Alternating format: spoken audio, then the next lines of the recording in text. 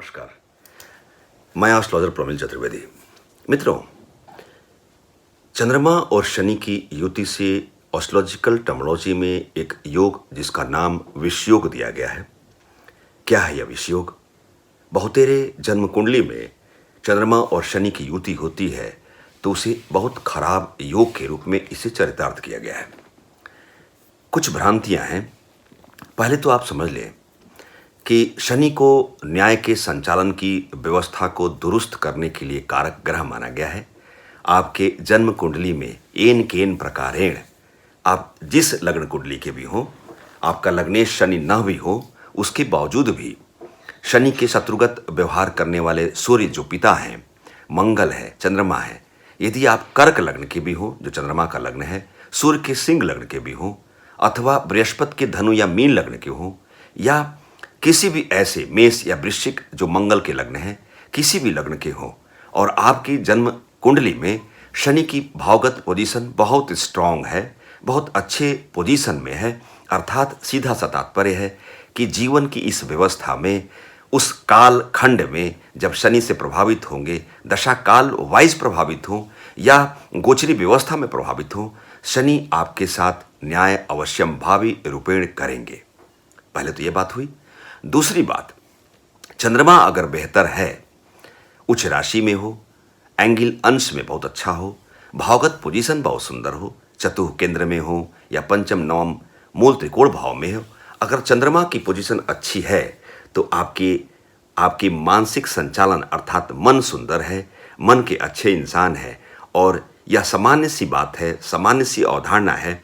आप मन से अच्छे तभी होंगे जब आपके जीवन की और व्यवस्था अच्छी होगी, मजबूत होगी। मित्रों, चंद्रमा जहां श्वेत वर्ण को इंडिकेट करने वाले शुभकारी ग्रहों की श्रृंखला में तेज गति से चलने वाले मुख्य कर्क राशि, इकलौती राशि के स्वामित्व ग्रहण करने वाले सुंदर प्लैनेट हैं, वहीं शनि श्यामल वर्ण को इंडिकेट करने वाले क्रमशः मकर और कुंभ राशि, दो राशियों के स्वामित्व और धीमा गति से चलने वाले अर्थात एक राशि में 2.5 साल तक विचरण करते हैं।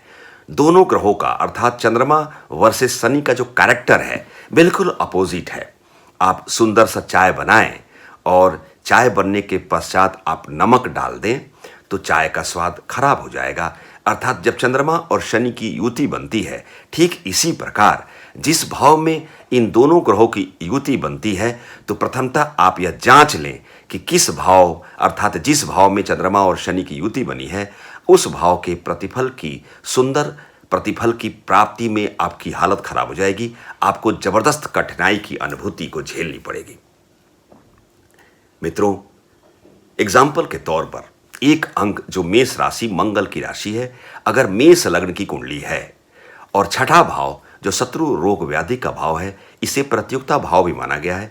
सपोज दैट मेष लग्न की कुंडली में चंद्रमा और शनि की युति बनी है तो प्रथमतः इसका सिद्धांत क्या है?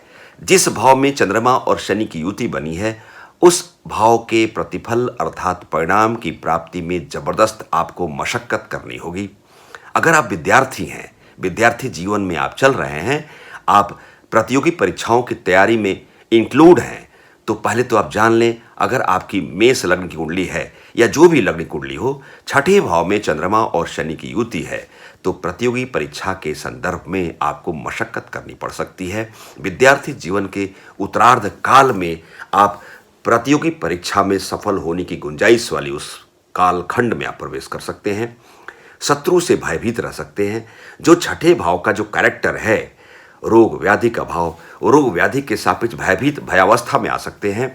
अर्थात चंद्रमा और शनि की युति जिस भाव में होती है उस भाव के सुंदर परिणाम की प्राप्ति में ग्रहण लगाता है। दूसरी बात, किस भाव का अधिपति चंद्रमा है और किस भाव के क्रमशः अधिपति शनि है। मेष लग्न की कुंडली का उदाहरण हमने प्रस्तुत किया, अर्थात चौथा भाव जो माता का भाव है, सुख का भाव है। यद्यपि आपको जानकारी है कि चंद्रमा माता का भी कारक है, वही मन की व्यवस्था को संजोए रखते हैं। अर्थात चौथे भाव का अधिपति लॉर्ड चंद्रमा शनि से पीड़ित हो चुके हैं। अर्थात जो कैरेक्टर, जो विशेषताएं जो चौथे भाव की है, अर्थात सुखवाद की संकल्पना को भी आप चौथे भाव से ही इंडिकेट कराते हैं, उसका जो प्रतिफल है, कैसा परिणाम की प्राप्ति होनी है, आप फलादेश की प्रविधि का इस्तेमाल करते हैं तो चौथे भाव का अधिपति चंद्रमा तो ऑलरेडी शनि से युतिबद्ध होकर खंडित हो गया है, पीड़ित हो गया है, कमजोर हो गया है। चौथे का जो कैरेक्टर है मातृ भाव अर्थात मातृ स्वास्थ्य बाधित हो सकता है।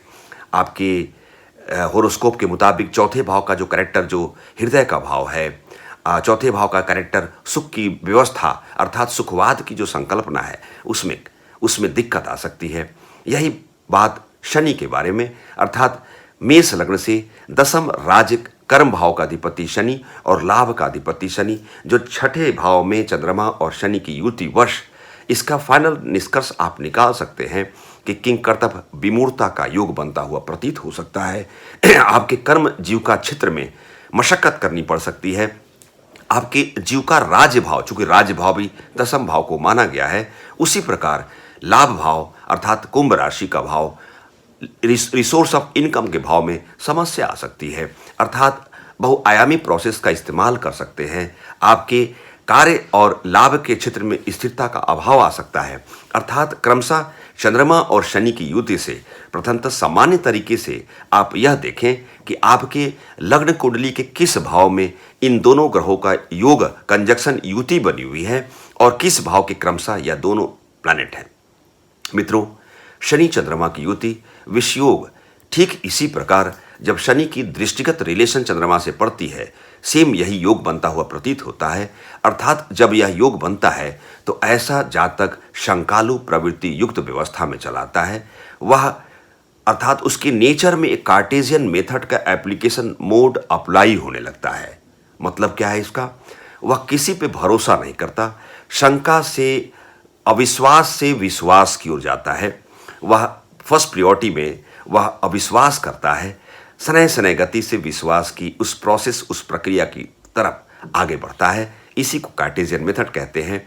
जिस भाव में विषयोग बनता है उस भाव के प्रतिफल की प्राप्ति हेतु उसे मशक्कत करनी पड़ती है, उसे समस्या आती है लाइफ में। चंद्रमा जहाँ मन है जो शनि से प्रभावित हो चुके हैं, वहीं शनि जो श्यामल वर्ण को इंडिकेट करने वाले न्याय के कारकत्व ग्रह की व्यवस्था को संचालित करते हैं, न्याय नहीं हो पाता अर्थात जिस भाव के अधिपति शनि हैं, जिस भाव में शनि और चंद्रमा की युति है, क्रमशः उन भाव का अधिपति ग्रह होने की वजह से उस भाव का विनाश करते हैं। वहीं जिस भाव में कंजक्शन बनती है उस भाव की फल की प्राप्ति में मशक्कत कराते हैं। मित्रों, जब विषयोग की निर्मिति हो तो इसके उपचार स्वरूप क्या कर सकते हैं आप? प्रथमतः शिव अर्चना पर विशेष ध्यान दें। महादेव की कृपा प्राप्ति हेतु आप रुद्राभिषेक कराएं। हर महीने के एकादशी में 2 एकादशी मिलेगी, कृष्ण पक्ष एकादशी, शुक्ल पक्ष एकादशी में आप गाय के कच्चे दूध से रुद्राभिषेक कराएं और आप 3 माला 108 की आवृत्ति का 3 माला अर्थात 324 आवृत्ति आप मृत्युंजय का जाप करें गाय के घी के दीपक के साथ। वहीं चंद्रमा के उपचार के लिए आप सफ़ेद वस्त्र, चावल, चांदी का दान पूर्णिमा के नियत तिथि उस मुहूर्त काल प्रातः काल में कर सकते हैं। शनि और चंद्रमा के युति से काल भैरव की उपासना भी करना अपरिहार्य है। सरसों तेल का दान कर सकते हैं अमावस्या की तिथि को।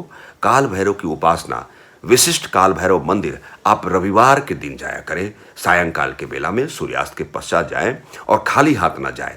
कम से कम 27 आवृत्ति आप काल भैरव मंदिर में दर्शन करें। विषयोग चंद्रमा और शनि से इस कंजक्शन से इन दोनों ग्रहों की युति अथवा कंजक्शन से बनती है। चंद्रमा और शनि की युति विषयोग को बेहतर योग नहीं माना गया है। इस विषयोग का सीधा सा तात्पर्य है लैक ऑफ कंसंट्रेशन, मानसिक संकेंद्रण में कमी। आपके साथ आपकी किंग कर्तव्य विमूर्ता का योग न्याय के संचालन की उस व्यवस्था वाले काल में आपकी एंट्री विलंब से हो सकती है। आपके मन में व्यथित भावना का आगमन हो सकता है। मानसिक व्यग्रता, व्यथित भावना के साथ साथ आपके मेंटल सेंट्रलाइजेशन में कमी आ सकती है। जल रोग, शीत रोग हो सकता है। आपको अर्थराइटिस संबंधी, नसों संबंधी समस्या आ सकती है। जिस भाव के अधिपति क्रमशः चंद्रमा और शनि हैं, उस भाव के प्रतिफल अथवा परिणाम की प्राप्ति में भी विलंब और बाधित कर सकता है। चंद्रमा और शनि की युति को बेहतर नहीं माना गया है। इसका सीधा सा तात्पर्य है जहां चंद्रमा शीतल शुभत्व प्लैनेट हैं, मन की व्यवस्था को संचालित करते हैं, वहीं शनि धीमा गति से चलने वाले, जिन्हें शनैश्चर भी कहा गया है, अर्थात न्याय की व्यवस्था को संचालित करने वाले मुख्य प्लैनेट हैं। अर्थात जीवन में न्याय में विलंब हो सकता है और आप मानसिक उत्सादन वाली व्यवस्था में, आप उस दुर्व्यवस्था में जा सकते हैं। इसके उपचार स्वरूप आप महादेव की कृपा प्राप्ति हेतु आप मृत्युंजय का जाप करें, महामृत्युंजय का जाप करें, सफ़ेद वस्त्र चावल का दान करें, रुद्राभिषेक कराएं, वहीं काल भैरव की उपासना और सरसों तेल या तिल्ली तेल का दान अमावस्या के किसी विशेष मुहूर्त काल में करें। मित्रों, इस छोटी सी व्याख्यान के साथ मैं एस्ट्रोलॉजर प्रमिल चतुर्वेदी, नमस्कार।